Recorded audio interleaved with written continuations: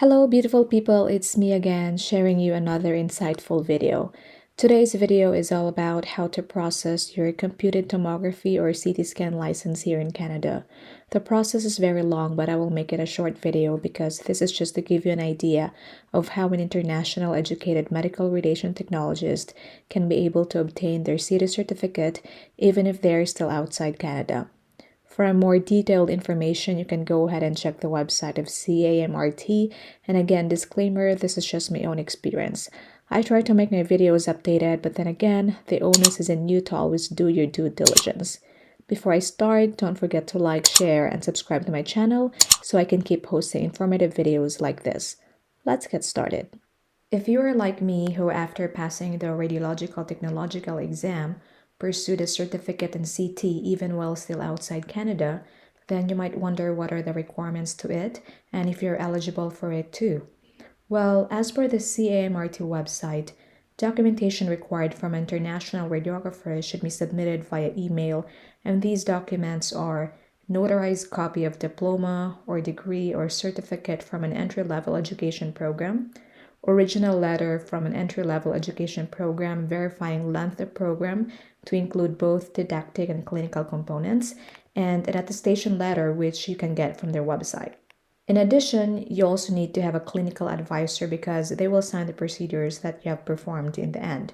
Your clinical advisor must be a medical radiation technologist with a CMRT CTIC credential or just a medical radiation technologist having a minimum of 5 years experience in the practice of CT imaging. They must be currently practicing in CT and not be currently registered in any of the CT certificate programs. They must also identify others delegated to assess the candidate and ensure they are credentialed and competent in their practice, perform the assessment on the candidate for all procedures or associated competencies, or delegate the assessment to another credentialed technologist, and attest to overall competency of the candidate by signing at the end of each module. If this is not possible, you can always contact CAMRT. As for me, looking for a clinical advisor was the challenging one, but I was lucky enough to ask the supervisor of my previous job to be my clinical supervisor, and God bless her soul, she agreed.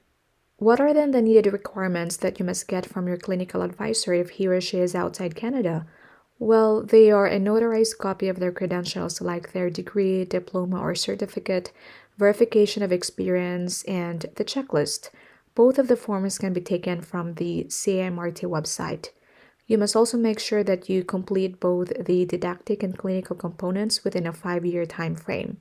Now, the thing to consider before embarking on this journey is to read the program overview because it is clearly mentioned there that you should get a passing mark of 75% or higher on the prerequisite exam, and that enrollment to the certificate will only be made available to eligible candidates who completed the exam with a minimum exam grade, and of course, a separate fee applies to the certificate registration. Also, you must be registered individually for the didactic courses. Like what I have said a while ago, this program has a didactic and clinical components. Once you have obtained the requirements for your clinical side, then it is time for you to start the didactic. But starting the didactic wouldn't be that easy because there are steps that you need to accomplish before you can finish everything. And this is quite expensive, especially if you have just finished taking your radiological exam, for example, and you're also an international radiographer like me who did not receive any funding. So make sure you read everything in their handbook before you get started. So for the didactic, there are 4 components to it. There is the CT imaging one, which is the prerequisite. Now, during my time with this application in 2020, I did not undergo the PLAR or the prior learning and recognition because they did not have this back then, so I can't tell you much about it. The other component for the didactic is the CT anatomy, in which only one is required. I also didn't have to go through this because this was not part of the components, but that doesn't mean that the other CT imaging I took didn't have any anatomy to it.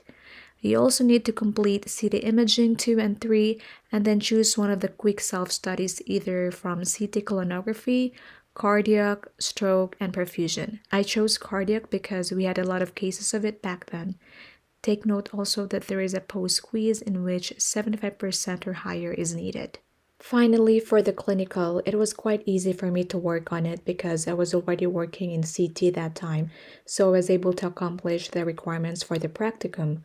I followed what is in the guidelines, and they are to work under the supervision of a clinical advisor, practice in CT for at least 16 weeks or 80 working days of full shifts, and complete a summary of clinical competence. This is an 18-month block time, but within the 5 years time frame. Working on your CT certificate is really not that easy because you gotta do some studying again and submit some assignments on a specific time frame, not to mention the money involved. And then there's also looking for a clinical advisor to support you in the practicum. Those things can be stressful, but if you plan them ahead of time and put some time finishing up the components, then it's also worth it in the end.